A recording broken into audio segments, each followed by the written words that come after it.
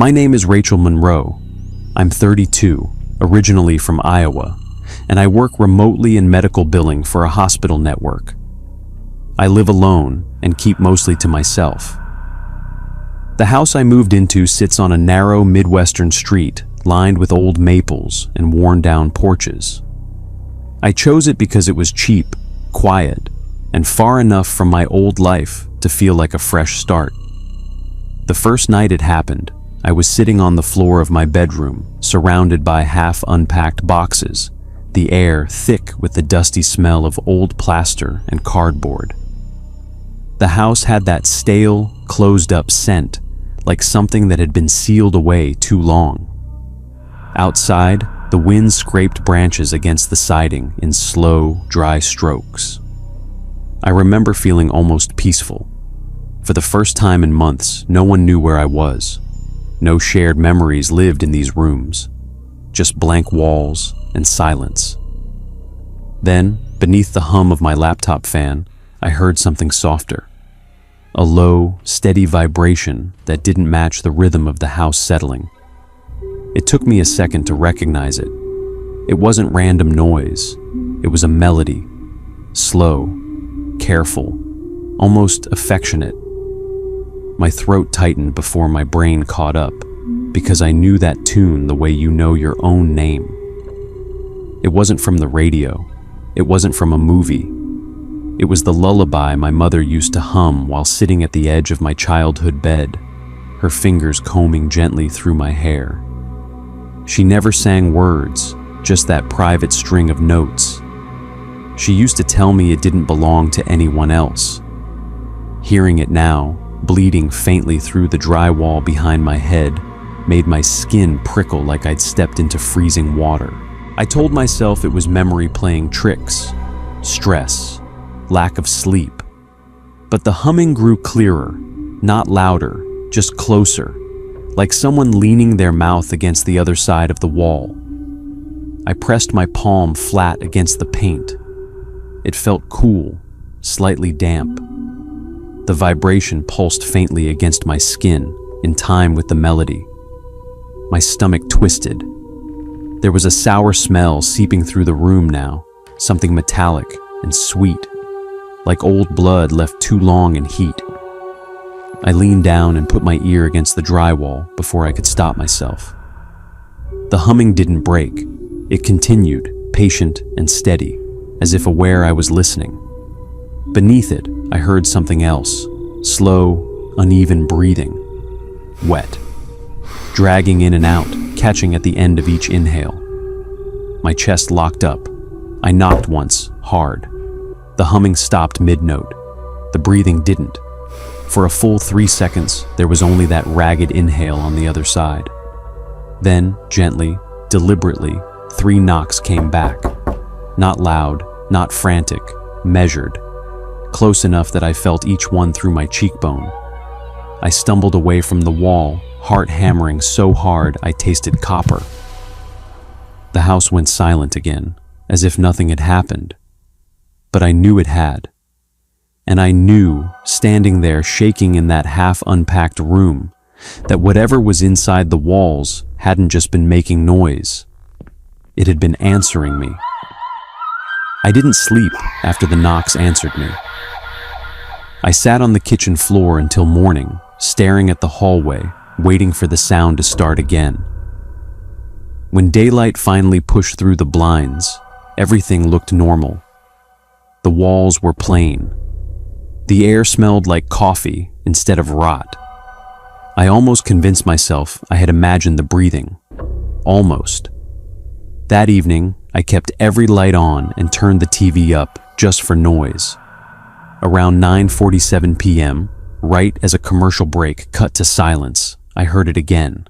Not humming this time, just a dull thud, slow, heavy, from inside the wall near the stove.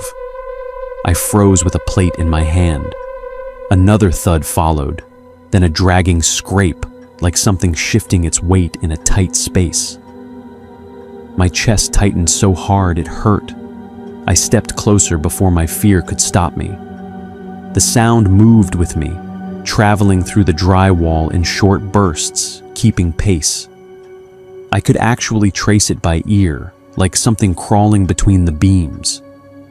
The paint near the baseboard looked slightly warped, faint lines bulging outward. Then came a soft, wet cough from inside, followed by that low, steady breathing I'd heard the night before. It wasn't loud, but it wasn't faint either.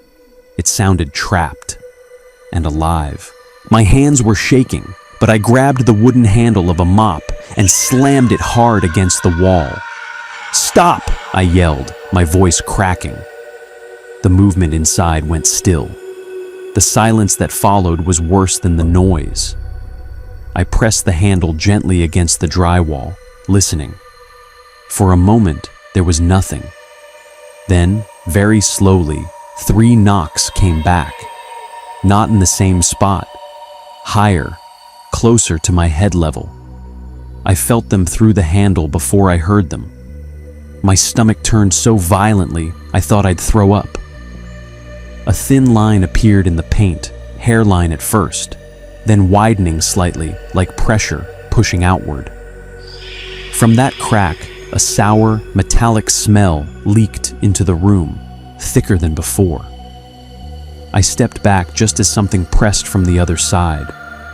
The wall flexed inward and out again, like a lung filling.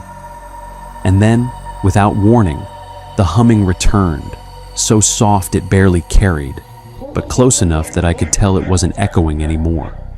It was right there, inches from the surface. The pitch wavered, almost amused. I realized then this wasn't random noise trapped in old pipes. It was reacting to me, testing me, waiting for me to answer again. And as I stood there staring at that faint, widening crack, I understood that if something was inside those walls, it wasn't stuck. It was choosing to stay hidden. After watching the wall flex like it was breathing, I stopped pretending this was stress or imagination. By morning, I had dark circles under my eyes and a splitting headache from staying awake with the lights on. I called a local contractor and told him I thought there might be an animal trapped inside the walls. I didn't mention the knocks answering me. When he arrived, I stood in the hallway while he cut a square opening into the drywall near the crack. The saw screamed through plaster, dust coating the air and sticking to my tongue. My heart pounded so hard, I felt dizzy. When the panel finally dropped, insulation sagged outward in thick, yellow clumps. The contractor shined a flashlight inside and leaned closer. "Nothing here," he muttered. "No nest, no raccoons, no signs of forced entry, just beams and empty space." I forced myself to step closer after he moved aside.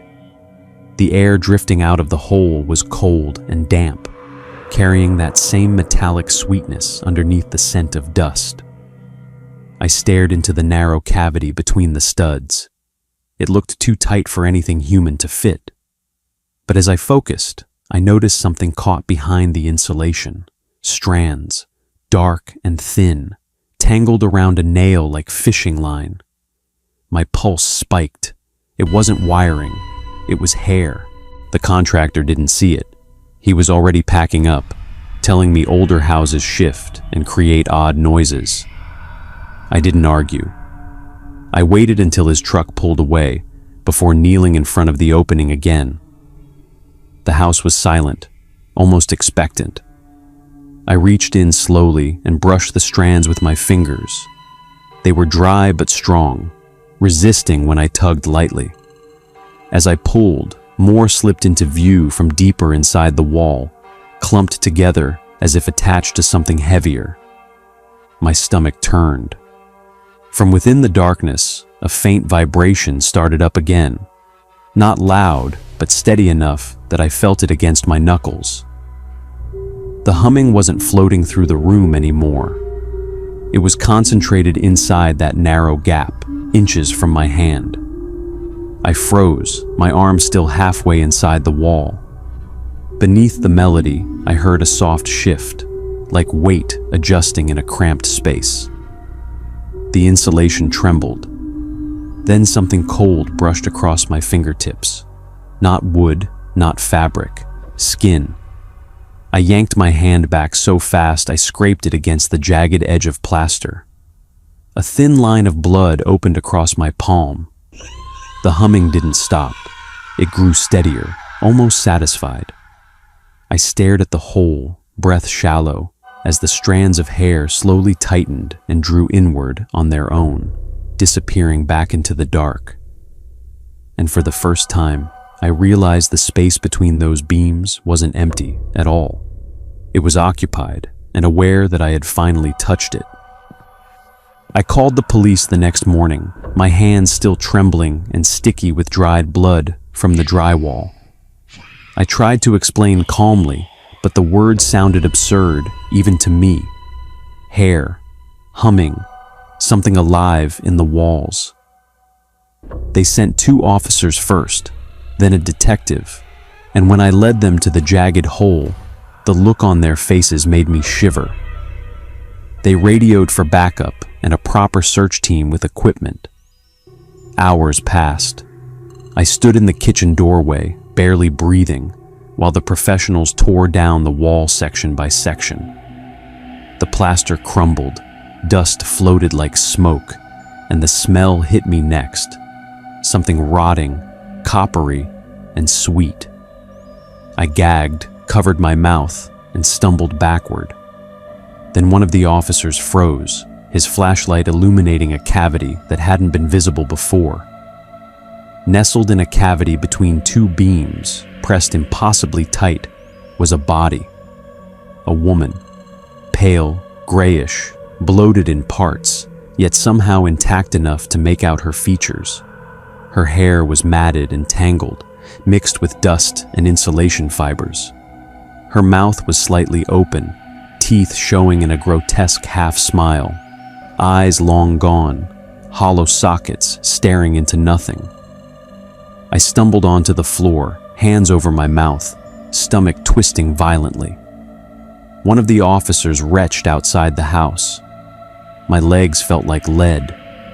They said it must have been there years, decades maybe, hidden during renovations. I couldn't reconcile it.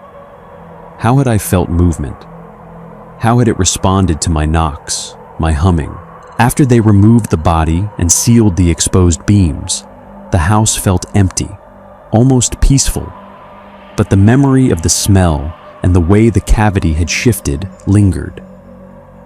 My apartment smelled clean, but I could still recall the wet brush of skin against my fingers and the unnatural flex of the wall when the woman inside had moved, or seemed to.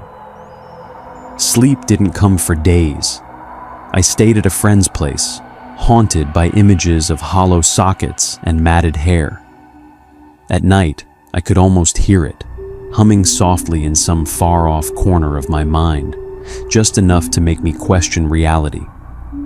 Even the officers admitted that while the body explained the source of the smell and the hair, it didn't explain the responses I had felt, the rhythmic shifts, the faint breathing, or the way the wall seemed alive when I approached.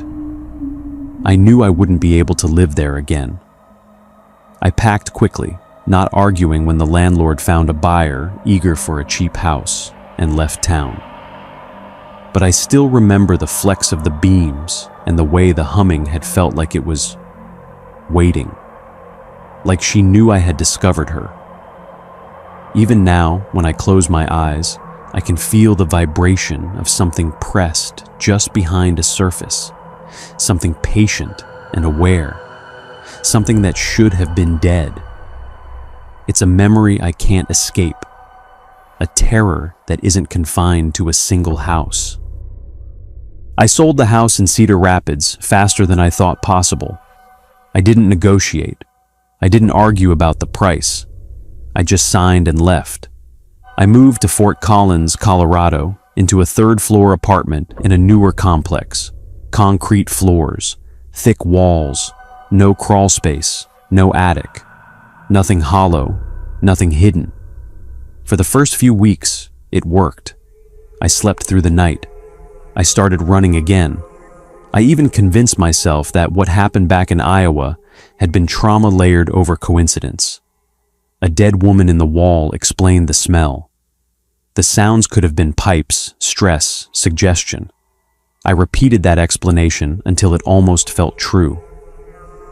Then one night, at exactly 3:12 a.m., I woke up for no clear reason. The room was silent. And then, very faintly, my body went rigid. It wasn't loud, it wasn't clear, but it was the melody. Slow, soft, familiar. I sat up and held my breath. The humming didn't move or grow. It felt distant, like it was coming from somewhere outside. I forced myself to the window, fingers shaking as I lifted the blinds. Across the courtyard, directly parallel to my unit, a third-floor window glowed yellow. A woman stood there, still, facing my direction. I couldn't see her face, just her silhouette against the light, and she was swaying slightly, back and forth. Even through the closed glass, I could hear it faintly. The humming. My chest tightened painfully. It couldn't be the same melody. That wasn't possible. I zoomed in with my phone. The image was grainy, but I could see her mouth moving. Slow, deliberate. Then she stopped swaying. The humming cut off mid-note. Even from that distance, I felt it. She was looking directly at me, not at my window, at me. My phone buzzed in my hand. Unknown number, no text, just an audio file. I stared at it for a full 10 seconds before pressing play. Static crackled. Then, clear, close. Recorded inside a room, not outside, not across a courtyard, inside. The same pauses, the same rise and fall, and at the very end, 3 slow knocks. I dropped the phone. When I looked back up, the opposite window was dark, empty. The next morning, I walked across the courtyard and checked the mailbox directory.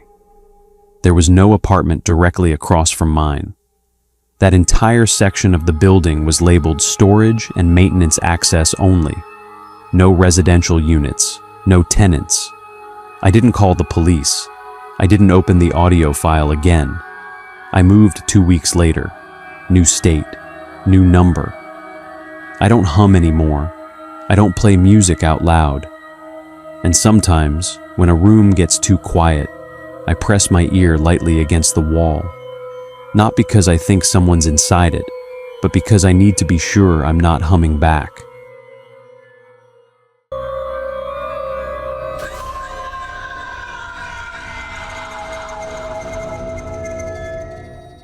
I'm Evelyn Reed, and I live in an old Victorian house in rural Vermont. My home is a relic, beautiful but creaky, with a history I'm still uncovering. I bought it because I fell in love with its stained glass windows and the sprawling, unkempt garden, not realizing I was also buying a one-way ticket to my own personal hell. It started subtly, like a whisper in the dark.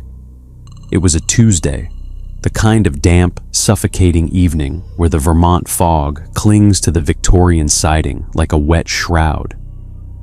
I was slumped on the velvet sofa, a true crime paperback forgotten in my lap, listening to the rhythmic, aggressive lash of the rain against the stained glass windows. That's when the silence of the house was violated by a sound so specific it made the hair on my arm stand straight up. A deliberate, agonizingly slow scratching coming from directly above my head.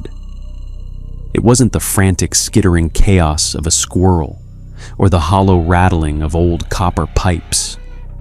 This was something heavy, something with intention. It sounded like a thick, jagged fingernail being dragged across the grain of the attic floorboards with enough pressure to splinter the wood. Scritch, scritch, scritch. The cadence was nauseatingly human, echoing through the ceiling joists like a dull saw. I froze, my breath hitching in my throat, staring at the ceiling as if I could see through the plaster.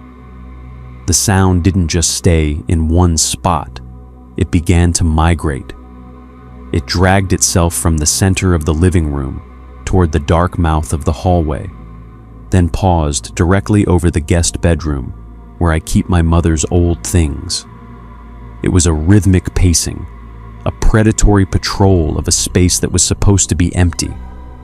The previous owner, a jittery man who couldn't wait to hand over the keys, had sworn the attic was a dead zone, bolted shut, filled with nothing but fiberglass insulation and a century of undisturbed dust.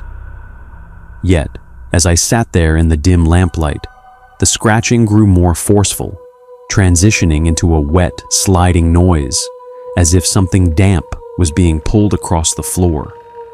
My stomach did a slow, sick roll. I live alone in this sprawling relic of a house, and the sudden realization that I might be sharing my air with something uninvited turned my blood into ice water. Driven by a shot of pure, adrenaline-fueled terror, I stood on a kitchen chair beneath the hallway closet where the attic access panel sat. The small square of wood looked innocent enough, but as I reached up, I noticed a dark, viscous smudge along the edge of the trim, something that looked like old grease but smelled faintly of a butcher shop. I pressed my palm against the panel, expecting it to be cold, but it felt unnaturally warm, almost vibrating with a low-frequency hum that I felt in my teeth. I pushed the wood up just an inch, and the scratching stopped instantly, replaced by a silence so heavy it felt like it was crushing my eardrums. I held my breath, straining to hear a heartbeat, a breath, anything. Instead, a single drop of something dark and thick squeezed through the gap and landed on my cheek. It wasn't water. It was warm, tacky, and carried the metallic tang of copper. I wiped it away with a shaking hand, my heart hammering a frantic rhythm against my ribs that matched the storm outside. I slammed the panel shut and scrambled off the chair, but as I retreated to my bedroom, a new sound followed me through the ceiling. It was a soft, rhythmic thud, followed by a groan of wood that shouldn't have been possible. The floorboards in that attic are solid oak, 3 inches thick and undisturbed for decades. Yet I watched the ceiling joist above my bed flex downward under a localized weight. Something was standing right above my pillow, pressing down with the weight of a grown man, even though the dust up there hadn't been touched since the Nixon administration. The house wasn't just settling, it was being hunted from the inside out, and the solid wood between us was starting to feel paper thin. The morning light didn't bring the usual Vermont clarity. Instead, it filtered through the windows in a sickly, jaundiced yellow, illuminating a nightmare I couldn't scrub away. I woke up with that metallic copper tang still coating the back of my throat, my eyes immediately darting to the ceiling joist above my bed where the wood had flexed the night before. The structural beam looked normal now, but the floor below it told a different story. Spread across my white duvet and the hardwood floor was a fine, silty layer of debris that looked like pulverized bone mixed with ash. It wasn't the fluffy gray lint you'd find under a sofa. This was heavy, gritty, and smelled like a cellar that hadn't seen oxygen in a century. When I touched a pinch of it, the texture was greasy, staining my fingertips a bruised purple color that refused to wash off with plain soap. My heart did a slow, nauseating, synchronized skip with the refrigerator's hum as I looked toward the hallway closet. The attic access panel was slightly askew, maybe by half an inch, and hanging from the edge was a long, translucent strand of something that looked like industrial packing fiber but felt like wet, coarse hair. I grabbed the stepladder from the pantry, my knees knocking together so loudly I thought the house might answer back. As I climbed, the air grew progressively colder, dropping 10 degrees with every step until my breath was hitching in visible, jagged plumes. I didn't just feel watched, I felt scanned, as if something invisible was counting my ribs through my skin. I reached up and shoved the panel aside, the wood groaning with a sound like a snapping femur. The darkness that spilled out wasn't empty. It was thick, textured, and tasted like wet wool and rot. I clicked on my high-lumen tactical flashlight, and the beam cut through the gloom like a scalpel, revealing a sprawling, chaotic mess of disturbed insulation that had been piled into a jagged circular nest near the chimney stack. The center of that nest wasn't empty, and that's when the true horror of the situation paralyzed my lungs. In the middle of the cleared oak floorboards, bathed in my flashlight's trembling arc, sat a singular, pulsating mass of shadow that didn't behave like a trick of the light.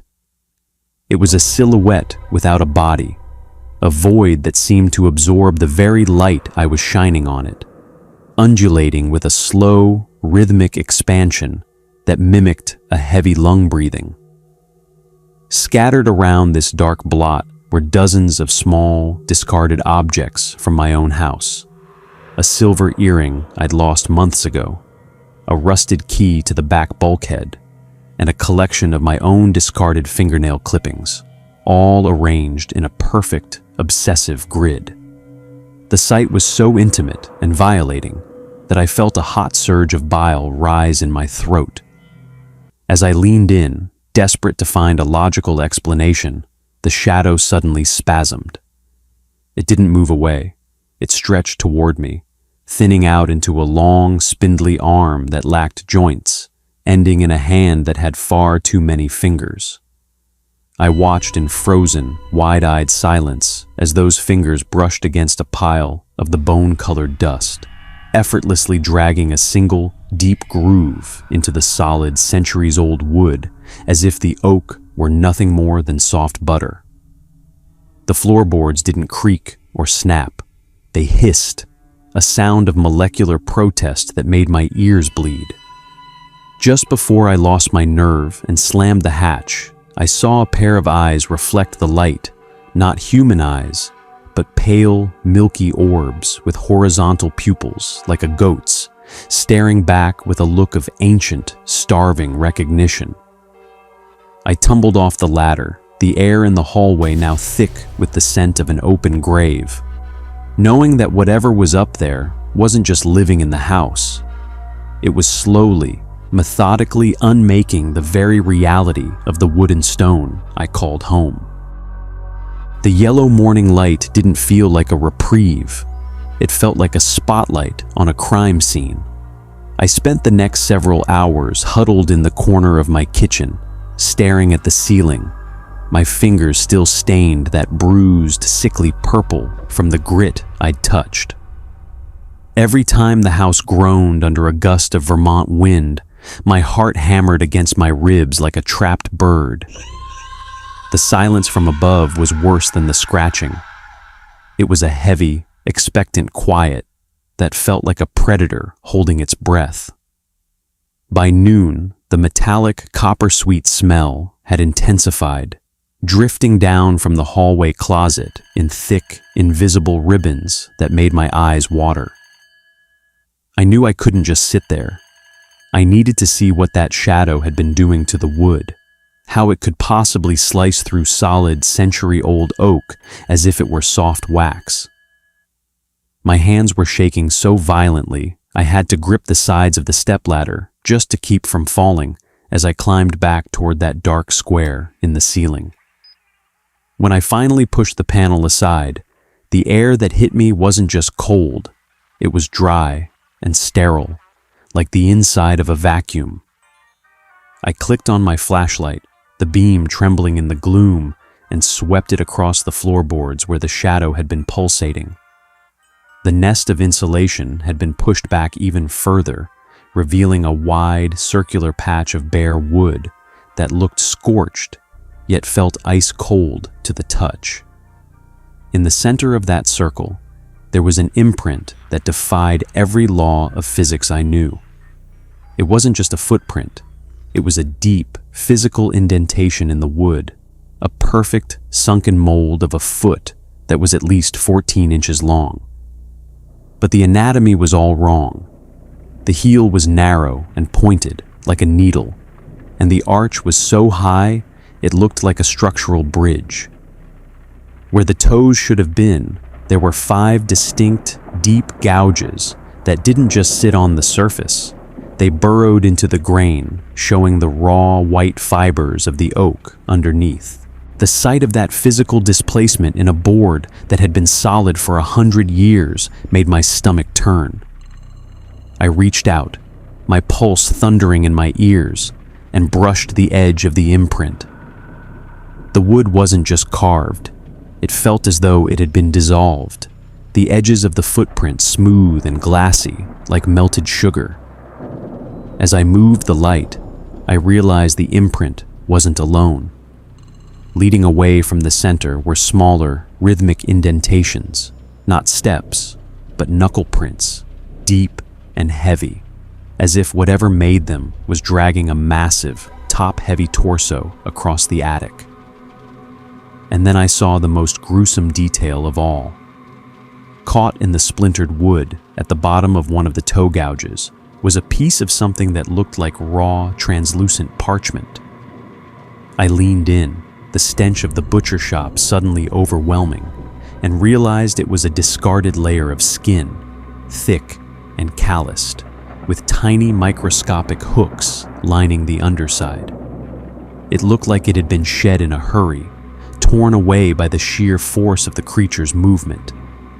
Just as I was about to pull back, I heard a sound that made my lungs seize, a wet, sticky pop, like a boot being pulled out of deep mud, coming from the darkest corner behind the chimney. The shadow hadn't just left an imprint, it was molding the house to fit its own horrific geometry.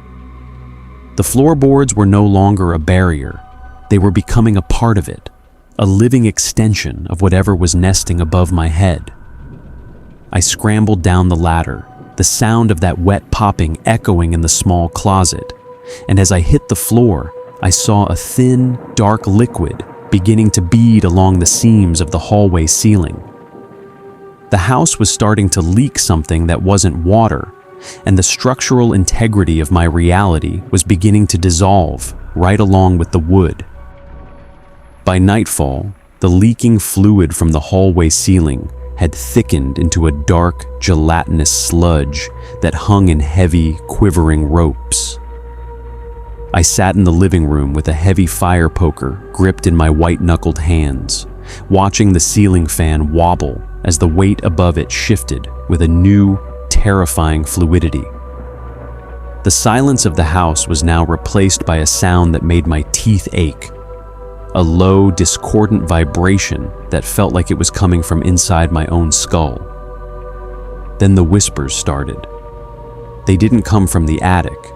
They seemed to emanate directly from the walls themselves, a chaotic, overlapping mess of voices that sounded like dry leaves being crushed together.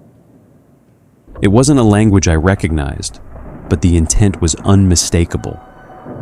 The sounds were wet, rhythmic, and punctuated by sharp, clicking noises, as if the speaker had a mouth full of gravel and broken glass. I could hear my own name, Evelyn, buried under the static of those clicks, hissed with a sibilant hunger that made the air in the room feel heavy and hard to swallow.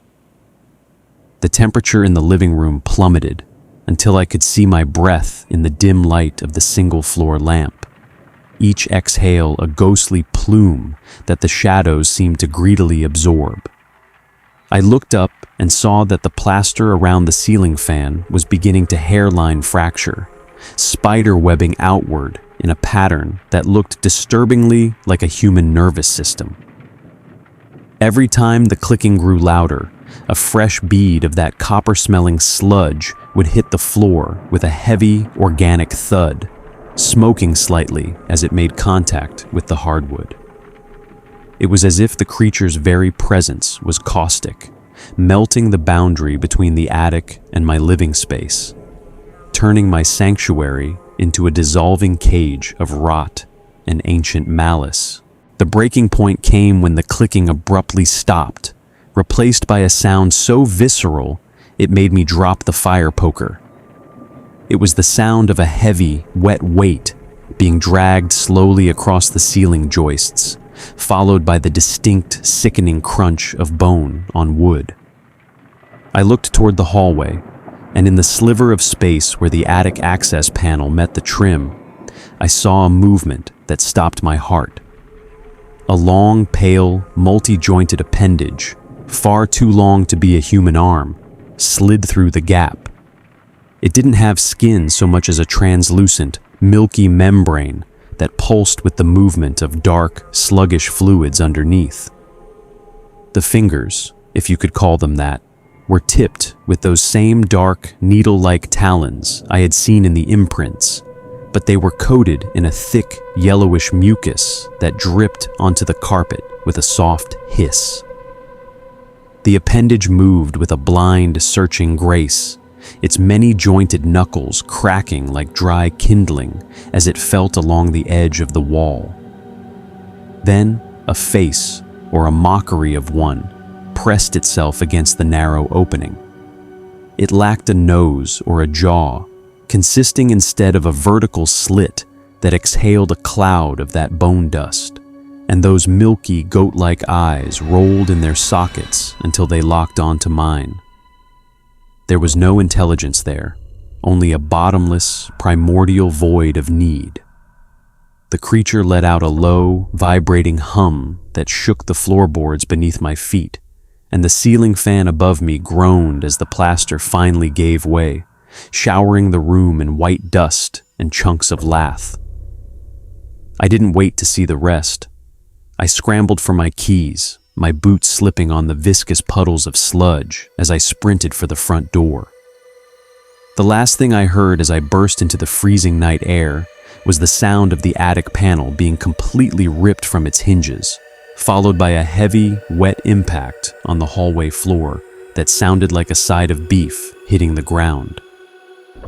I spent 48 hours vibrating with a cocktail of caffeine and pure, unadulterated terror in a roadside motel, the kind where the neon sign hums loud enough to drown out your thoughts. But the silence of the motel room was worse than the noise. It let the memory of that multi-jointed arm and those milky horizontal pupils settle into my bones. By the third morning, a localized obsession took hold of me, a desperate, illogical need to reclaim my life, or at least verify that I wasn't losing my mind. I drove back to the house under a sky the color of a bruised lung. The front door was still wide open, swinging rhythmically in the wind, but the house felt different. It didn't feel hostile anymore. It felt hollow, like a carcass that had been picked clean. The smell of copper and butcher shop rot had been replaced by a cloying floral scent, like lilies at a funeral, mixed with the sharp ozone tang of a coming storm. I stepped into the hallway, my boots crunching on the dried, blackened cakes of that gelatinous sludge. The attic panel was gone, leaving a jagged, rectangular throat in the ceiling that stared down at me. I climbed the ladder with a heavy flashlight taped to my palm, my breath coming in shallow, jagged hitches. When I crested the opening, the attic was unrecognizable. The insulation, the dust, the bone ash, everything had been meticulously cleared away. The floorboards were scrubbed so clean they shone with a dull, wet luster, as if they had been licked smooth. In the center of the room, positioned directly over my bedroom joists, was a terrifyingly deliberate arrangement. It was a gift, or a warning. In the middle of the floor sat a small, perfectly preserved bird, a common cardinal, its red feathers vibrant against the dark oak. But as I leaned closer, the beam of my light revealed the horror. The bird hadn't just been killed. It had been taxidermied with a surgeon's precision using materials from my own house. Its eyes had been replaced with two of my lost pearl earrings, and its chest cavity was stitched shut with long, translucent strands of that coarse, wet hair I'd found on the hatch. Next to the bird was a small, crudely fashioned doll made of twisted insulation and hardened sludge, wearing a scrap of the silk nightgown I'd noticed missing from my laundry basket a week ago. The doll didn't have a face, just a vertical slit where the mouth should be, and it was pinned to the floorboards by a single, long, needle-like talon that had been driven through the wood with impossible force. Around this macabre centerpiece, a ring of small, white objects was laid out in a perfect circle. I knelt, my stomach turning a slow, agonizing somersault, and realized they were teeth. Not animal teeth. They were human molars, some still tipped with bits of pink, decaying tissue, and they were arranged in a pattern that matched the structural cracks I'd seen appearing in the living room plaster. The house hadn't been falling apart. It was being mapped. I looked up and saw a single, wet smudge on the chimney, a handprint with far too many joints, waving a silent goodbye. I didn't pack a bag. I didn't lock the door. I just ran. Now, in my new apartment, I keep the lights on until the sun comes up, but every time I hear the radiator click or the floorboards settle, I look at my fingernails and wonder if they're still mine. The scratching hasn't started here yet, but I found a single red feather tucked under my pillow this morning, and the air in my bedroom is starting to smell like lilies.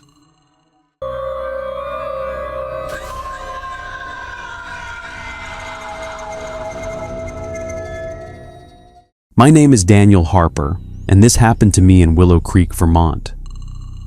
I'd been driving home from the warehouse longer than usual that night, the clock ticking past 11:30 p.m., the rain smearing the headlights into blurry streaks across the empty road.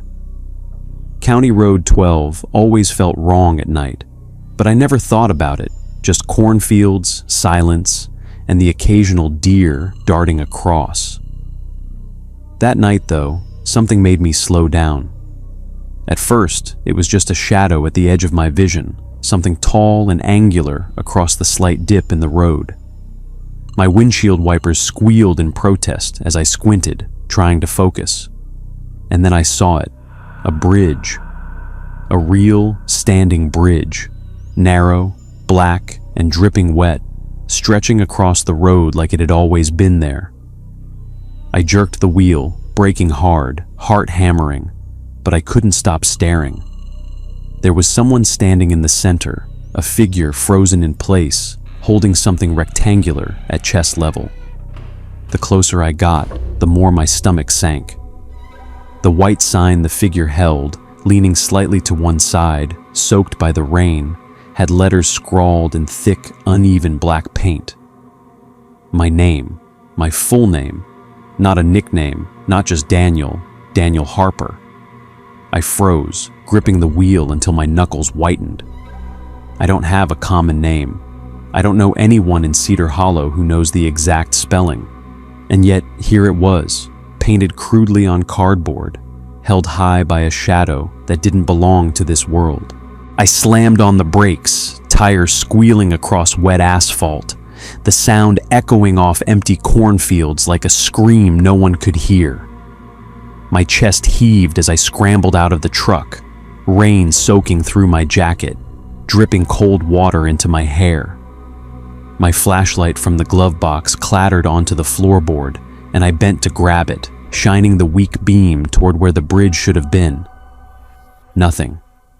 The bridge, the figure, the sign, gone. Just the road stretching flat into darkness, corn swaying quietly at the edges like mocking spectators. My breath came in sharp, shaky bursts as I stepped forward cautiously, boots crunching in the wet gravel, hoping my eyes were playing tricks on me. Then my foot hit something. I glanced down, stomach turning. A piece of cardboard lay there in the road, soaked and sagging, black paint bleeding into the fibers, letters still sharp and unmistakable. Daniel Harper, my own name, staring up at me. I bent closer, hands trembling as the wind picked up, carrying a smell that made my stomach churn, a coppery, metallic tang I recognized instantly. Blood, fresh, not old or dried, but sharp and almost alive. My head whipped back to the shadows, half expecting the figure to rise again, but all I could see were cornfields and darkness. And in that moment, when the world seemed to hold its breath, I realized this wasn't some prank. This wasn't coincidence. Someone or something knew me. They knew my route, my habits, the exact time I'd be driving this empty road. And somehow, they were waiting. I didn't sleep that night. Not really. Every time I closed my eyes, I saw the bridge, the shadow, the cardboard soaked with my name, and the metallic smell that still clung to my jacket as if it had seeped into my skin. I sat in the kitchen, staring at the wet, crumpled cardboard I had dragged inside, turning it over in my hands again and again. The black paint looked almost alive, the strokes thick and uneven, like whoever made it had used their fingernails to etch the letters. My mind kept running through the possibilities: kids playing a prank, some obsessed stalker, someone with a vendetta, but none of it made sense. I live alone. I keep to myself. And yet, the way the cardboard had appeared, perfectly timed, exactly where I would see it. Someone knew me, not just casually. They knew my route, my habits, the exact time I'd be driving home that night. I tried to shake it off, but the second my phone buzzed on the counter, my blood ran cold. Unknown number, no area code, no digits I recognized. I stared at it for a long time, thinking maybe ignoring it would make it go away. Then the phone vibrated again, more urgent this time. The screen flashed. I pressed ignore, hands shaking. But the vibration didn't stop. Then a message appeared. Just 4 words. You didn't stop long enough. My stomach dropped. My voice caught in my throat, like someone had poured ice down my chest. The words were typed, but they sounded alive, like a hiss whispering through the static of my head. I spun around, looking out the kitchen window toward the street. Nothing. No headlights. No one walking. No figure. Just the familiar empty cul-de-sac and the night that felt heavier somehow, as if it were pressing in from every direction. I texted back before I could think, fingers trembling. Who is this? Almost immediately, 3 little dots appeared in the chat. The delay was too long, too deliberate, and then the reply came. You passed under me. My pulse surged, and my knees went weak. I ran to the window and pressed my forehead against the glass, scanning the street, the yard, even the rooftops. Nothing. But then my phone buzzed again. A photo, grainy, dark, taken from above. My truck sitting in the driveway, headlights off, windshield glinting faintly. And me, standing on the porch earlier, looking at nothing in particular. My blood froze because the angle was impossible. I live alone, the porch only 1 story up, no tree nearby, no ladder, no way to capture that shot. I swallowed hard, heart hammering like a war drum in my chest. Another text. Tomorrow, look up. Then the number went dead, disconnected. I spent hours pacing, checking the yard, the roof, the cornfield beyond the fence, but found nothing. By 11:30 p.m., sleep-deprived and shaking, I finally forced myself into the truck, determined to convince myself it was a prank. But as soon as the headlights cut through the dark on County Road 12, I felt it again, the metallic creak, the weight in the air, the unshakable feeling of being watched. And just for a heartbeat, I saw it. The faint outline of a bridge, black and slick in the rain, spanning the road as if it had always been there, and someone, or something standing on it, holding a sign I couldn't yet see. By the time I reached the spot where the bridge should have been, my hands were numb from gripping the steering wheel too tight, the rain drumming on the hood like a warning I couldn't ignore. And there it was again. Dark metal beams arched over the wet asphalt, slick and cold, rising higher than I remembered, almost impossibly high, like it had grown overnight. My headlights carved through the mist, catching the faint outline of a figure in the middle, motionless, holding a rectangular object against its chest. My mind screamed at me to turn around, drive past, ignore it, but some instinct rooted in my chest, the one that whispered danger louder than any rational thought, forced me to stop. The air around me had thickened, smelled of iron and wet earth, and every hair on my arms and neck stood straight up. My foot hit the brake again, and I realized the truck had slowed to a crawl, though I hadn't touched the accelerator. A shiver crawled from my spine to my scalp as I saw the sign, the letters slashed in black paint, wobbling slightly in the wind. It didn't say my name this time. It said, simply, "You forgot." My throat went dry. Memories clawed their way up from the back of my mind, something I had pushed deep down, long before moving to this town. A winter night, a wet road, a man falling, a scream muted by distance. I remembered the old pedestrian bridge, abandoned for decades before the city tore it down. The news article, the police report, the way they said the driver probably didn't even see him. I froze because the bridge in front of me, the one I knew shouldn't exist anymore, looked exactly like the one in the pictures. And at the center, the figure wasn't alone. Beneath it, hanging from the side of the bridge by what looked like rope or twisted metal, was a body, swinging slightly, face turned toward me, eyes wide and lifeless. Its mouth was open in a frozen scream, wet blood dripping slowly onto the asphalt, pooling like black ink in the rain. I vomited onto the shoulder of the road, choking on fear and the metallic scent of the corpse. I stumbled back from the truck, clutching my hair, trying to convince myself it was a projection of my imagination, a hallucination from exhaustion and shock. But then I saw the body twitch, not the way a corpse twitches after death. No, it was violent, jerky, unnatural, like something was forcing it to move. The shadow figure shifted, tilting the sign. I squinted through the rain, and my blood froze. The words had changed again. You knew. My mind spun. I remembered driving past that winter night. The impact I had told myself was a deer. The smell of blood I had ignored in the rearview mirror. I had not stopped.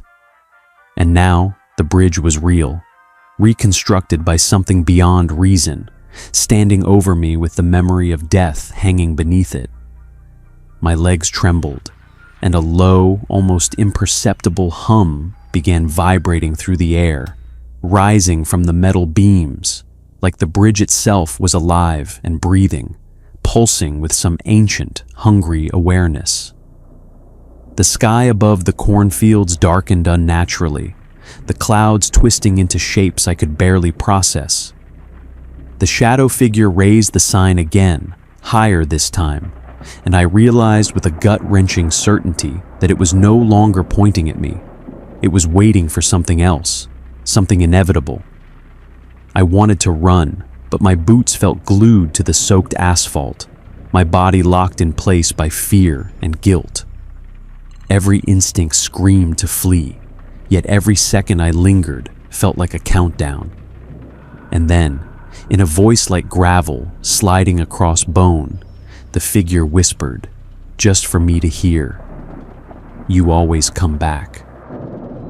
The air on that bridge was heavier than it should have been, thick with wet metal and something I couldn't name, something ancient and hungry. My boots pressed into the slick metal, and it felt almost like walking on skin, soft, uneven, alive.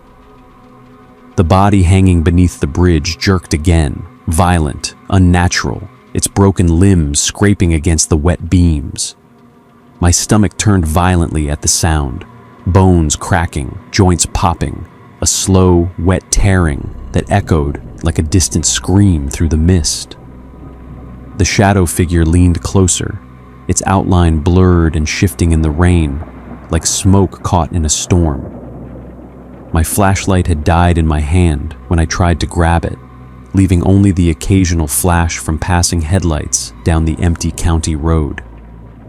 I realized with a sick twist of horror that the bridge wasn't just over the road, it extended beyond my comprehension, stretching farther than any bridge should, as though it had grown to trap me.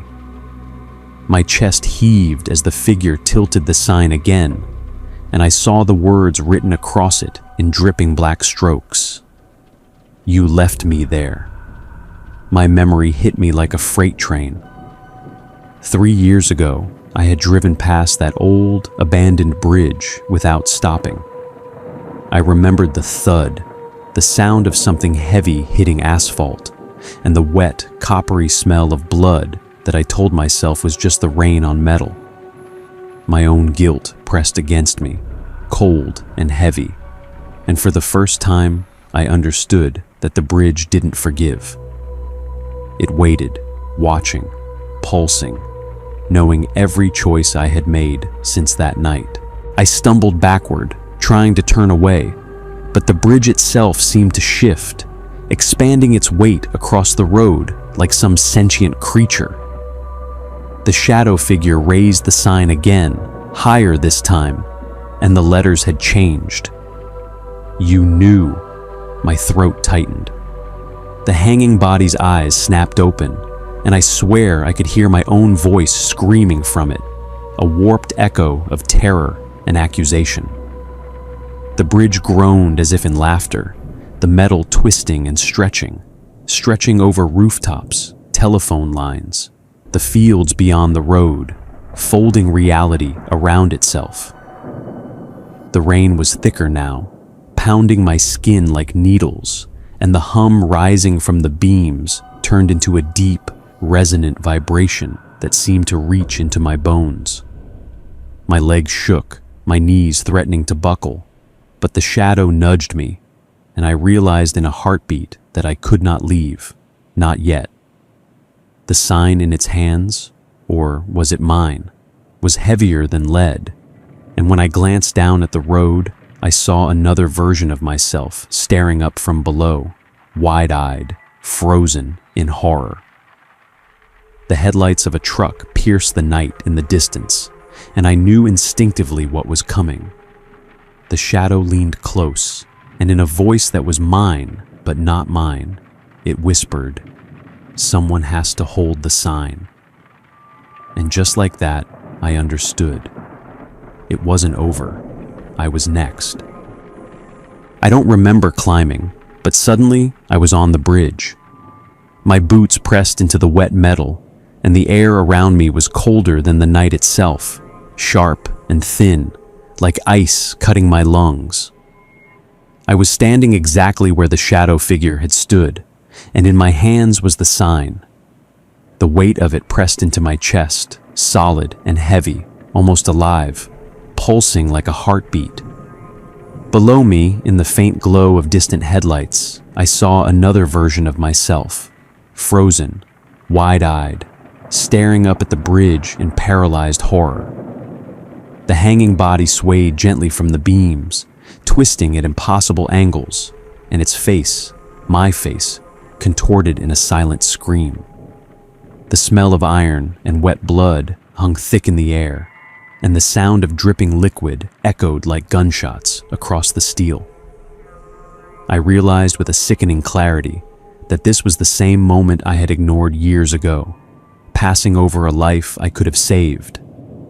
Now, the bridge had chosen me, lifted me into its cold, unforgiving weight, and I understood the bridge doesn't exist for everyone. It exists only for the guilty, and the guilty never leave. The shadow figure leaned close, its form rippling, blurring at the edges, and whispered in my own voice, low and insistent, "Someone has to hold the sign." My fingers tightened, nails cutting into the wood-like surface, and I felt it, everything I had ignored, everything I had run from, pressing down, pulling me under its suffocating judgment. Below, the other me stumbled backward, trembling, but the headlights of a truck cut through the darkness, roaring toward him with unnatural speed. He stumbled into the road, and I knew what would happen. The wet, horrible thud of metal on flesh, limbs twisting in ways they shouldn't. I wanted to scream, to reach down, but my voice caught in my throat. The sign in my hands shifted, heavy and wet, letters smearing into a dark, iron-scented blur. The shadow figure stood silent, looming, then stepped aside into the mist, leaving only the bridge and me.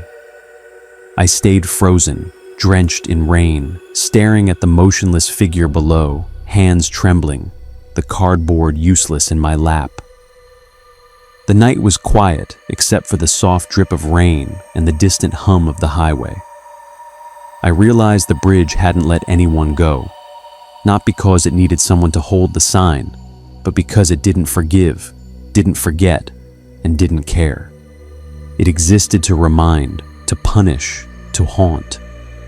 Even though the road below was empty, I could still hear the metallic creak echoing in my bones, a memory of what I had done, what I had left behind.